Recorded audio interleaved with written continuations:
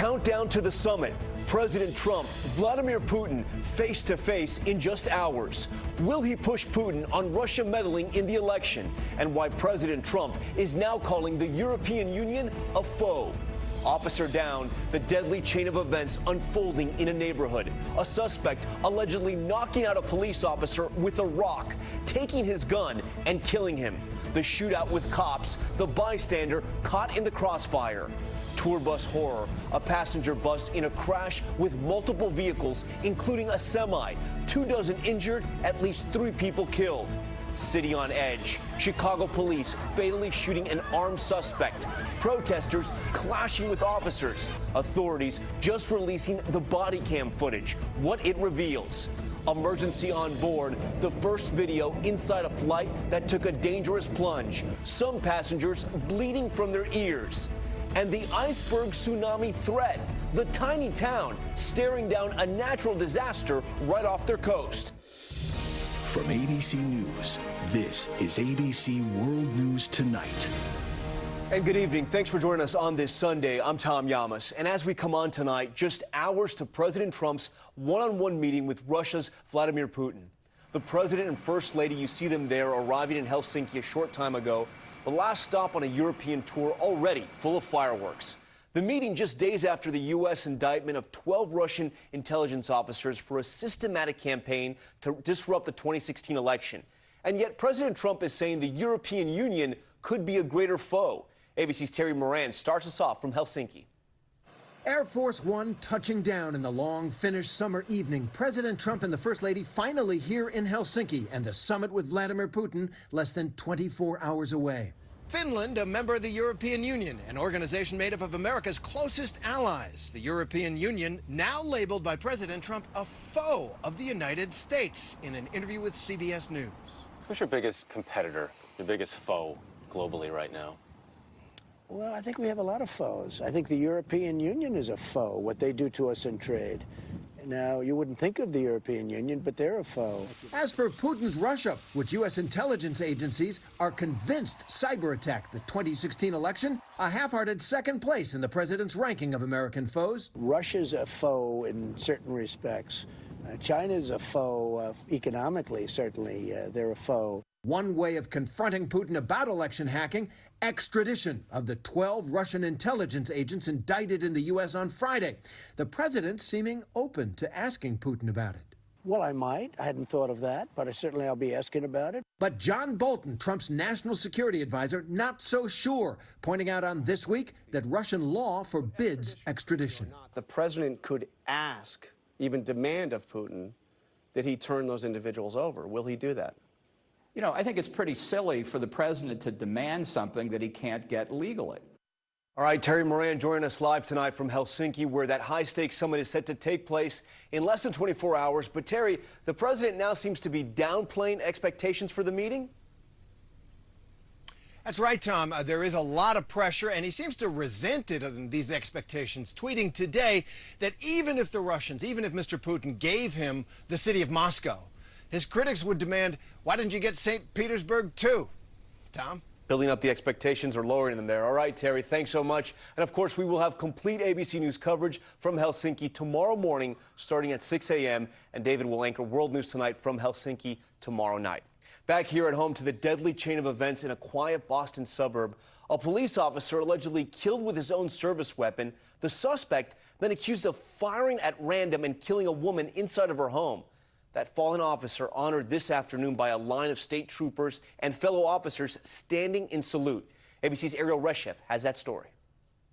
Deadly violence terrorizing the town of Weymouth, Massachusetts. A suspect gunning down an officer with his own weapon, leading police on a dangerous pursuit. An innocent bystander killed in the crossfire.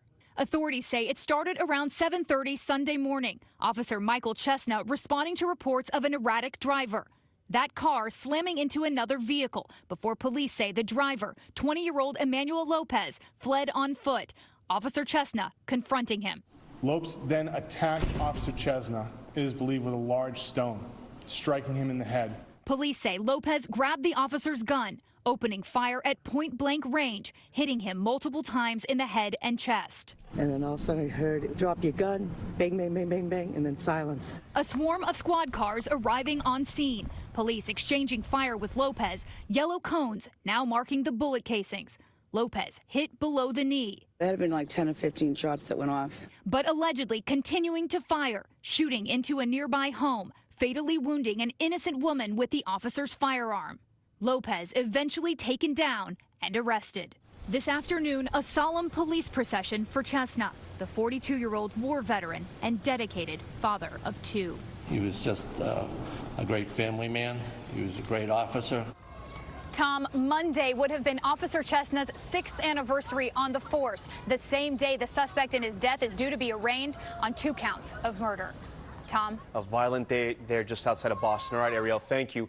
Next to the horror on the highway outside of Albuquerque, New Mexico, a tour bus colliding with 3 other vehicles on I-25, flipping to its side. First responders had to use the jaws of life to free passengers. Dozens were injured. 3 people did not survive. Here's ABC's Marcy Gonzalez. Tonight, federal investigators poring over this wreckage scattered on a New Mexico highway. A chain reaction crash killing at least 3 people, 24 others hospitalized. Investigators saying it started around 2 this morning when the driver of this car crashed into a pickup truck in the southbound lanes of Interstate 25 and was ejected. This charter bus with 35 people on board reportedly trying to avoid hitting the driver, swerving, losing control and rolling into the northbound lanes where it was sideswiped by this semi. The tractor trailer then crossing the highway north of Albuquerque, landing in this embankment. Rescuers rushing to the scene, which stretched for about 100 yards, using the jaws of life to pull some of the victims from the mangled vehicles. At least 4 of the injured listed in critical condition tonight. And the highway is now back open after being shut down in both directions for about 12 hours. Local, state, and federal agencies are now working together on the investigation. Tom? Marcy Gonzalez for us tonight. Marcy, thank you. And tonight, inside a mid-air emergency we told you about here last night, a flight from Dublin to Croatia taking a dramatic plunge. New video showing the terrified passengers breathing through oxygen masks. Dozens of passengers were treated at the hospital, some of them medically unable to finish the trip by air. ABC's Julia McFarland reports from London tonight. Panic and fear in this cabin as sudden loss of pressure hits Ryanair flight FR 7312 just hours after taking off from Ireland bound for Croatia. The flight was forced to divert, making an emergency landing in Germany, descending more than 28,000 feet in less than 10 minutes. The plane just started to go downwards. Passengers shaken and confused. This oxygen mask from inside the cabin spotted with blood. Roxanne Brownlee and Sarah Sahelnik, who were on the flight, said they were given no information when the masks came down. We were kind of all scrambling, trying to put the oxygen masks on, and people were screaming and crying and shouting. After the terrifying plunge, more than 30 people needed hospital treatment. Passengers suffered from nausea, headaches. Some were seen bleeding from the ears. Some so injured, they were advised it was too dangerous to travel again by air and instead transferred by bus to Croatia, an 18-hour journey. Well, Ryanair apologised for the inconvenience and offered food vouchers and hotel rooms to passengers, but not everyone could get accommodations. Tom? Scary moments in the air. All right, Julia, thank you. Next tonight, to the searing heat and the western wildfires here in our states, a fallen firefighter now identified as Braden Varney, a husband and father. He was cutting a path through the fire when the bulldozer he was driving rolled over. That fire at the edge of Yosemite National Park is one of some 30 burning out of control right now in the west. And tonight, heavy rain is sweeping across the country. This flash flooding is in southern Utah. ABC senior meteorologist Rob Marciano tracking it all tonight. He's in Central Park. Rob, good evening. Good evening, Tom. And some of the flash flooding is affecting some burn scar areas from fires that were going on earlier this year. Let's check it out. The monsoon has been intense the past couple of days, and flash flood watches and warnings now. Flagstaff, the interstates, and Route 66 as well, getting some flooding on the roadways there. And just to the west of Colorado Springs, we've got some intense showers happening. And the heat is pretty hot as well. 94 degrees tomorrow expected in Portland, well into the 90s there today. And these are areas, including Seattle, that don't have air conditioning. Heat and humidity again tomorrow across the southeast, and it's creeping up into the I-95 corridor. 95 expected in New York. Heat advisories there up through Albany, Syracuse, and Buffalo as well, right through Tuesday. Tom? All right, Rob, we'll stay tracking that rain out west. Thank you. We turn now to that tense scene in Chicago tonight after a police-involved shooting death on the city's south side. Protesters took to the streets demanding to see the officer's body cam video. And a short time ago, the Chicago Police Department made the unusual move for their department of releasing that video to the public within hours. ABC's Zachary Quiche with the images that are difficult to watch. Tonight, after mounting public pressure, Chicago police releasing body cam video capturing the fatal encounter with a man outside of a convenience store. Police seen approaching 37-year-old Harith Augustus, who's backing away into a patrol car.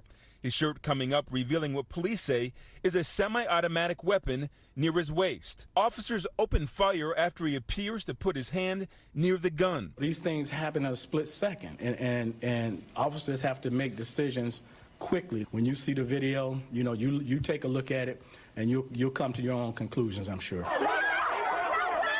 The video released following clashes with police and protesters this weekend. At least 4 injured and several more arrested as demonstrators scuffled with officers and jumped on patrol cars on the south side of Chicago. We're not going anywhere until they understand that this got to stop. Shots fired, person down, weapon recovered, shots fired by the police. Police say, along with the gun, they also recovered ammunition magazines in Augustus' possession. And with more protests expected tonight, they are now urging for calm. Last night, after witnessing what I saw on video, bottles being thrown, urine being thrown at the police officers, we can't have another night like that. Zachary Quiche joins us now live outside police headquarters. Police releasing this body cam much faster than other instances that have sparked outrage in Chicago, but the chief there explaining why. That's right, Tom. The police felt that the community deserved some answers related to this incident. So in the interest of transparency, they released this body cam footage, but this is a city on edge. Tom? Zachary Quiche for us tonight. Zachary, thank you. Staying in Chicago now, a woman claims a CVS drugstore manager called police on her when she tried to redeem a coupon at his store. The woman, who is black, took out her phone and recorded their interaction. ABC's Janae Norman with that video tonight. African American. A CVS manager coming under fire, captured on cell phone video calling 911 on a black customer trying to use a coupon. You can tell them her name is Camilla Hudson. I have ID and will share it. The manager visibly shaking while making the call. African American. Black. No, I'm not African American. I'm black. Black isn't a bad word. Camilla Hudson tells ABC News that she started recording shortly after she handed the manufacturer coupon to another CVS manager. He goes, well, I can't accept this. So I said, okay, why can't you accept it? Because it looks fraudulent. She says they never even scanned her coupon to see if it was real. Then the incident escalating. Manager Maury Matson calling 911. And he says to me, you should probably leave because I've called the police. 3 officers responding, telling Hudson she'd have to leave. The incident, just the latest in a string of episodes caught on camera of white people calling the cops on black people for everyday activities, like those 2 black guys arrested at Starbucks shortly after one of them tried to use the bathroom. I don't take issue with them refusing the coupon. There's a way to do that. And CVS has apologized to Hudson and says those 2 employees involved in the incident won't be working in the store pending the findings of their investigation. As for that manager who called police, he declined our request for comment. Tom? Janae Norman for us tonight. Janae, thank you. And there's still much more ahead on World News Tonight this Sunday. The kidnapped victim rescued, police storming a convenience store, her alleged abductors under arrest, why that victim has a gas station clerk to thank. Also tonight, the warning for job seekers. Dream jobs found online that turn into costly nightmares. The tips you need to avoid being duped and going broke. And party time in Paris. France claiming the World Cup title and the celebratory moment. The skies opened up over Moscow. Stay with us. This is ABC World News Tonight, sponsored by Cosequin Joint Health Supplements. Gabe does a lot for me in mobility. He goes with me everywhere, every day. He's always by my side. I put a lot of weight on him and a lot of pressure on his joints throughout the day. Having healthy joints is super important. I give Gabe Cosequin every morning. Choose Cosequin, the #1 veterinarian-recommended retail joint health supplement brand. Gabe is such a part of our family, there was no question that he was going to be my best man. Cosequin, available at veterinarians, pet aisles, and club stores nationwide.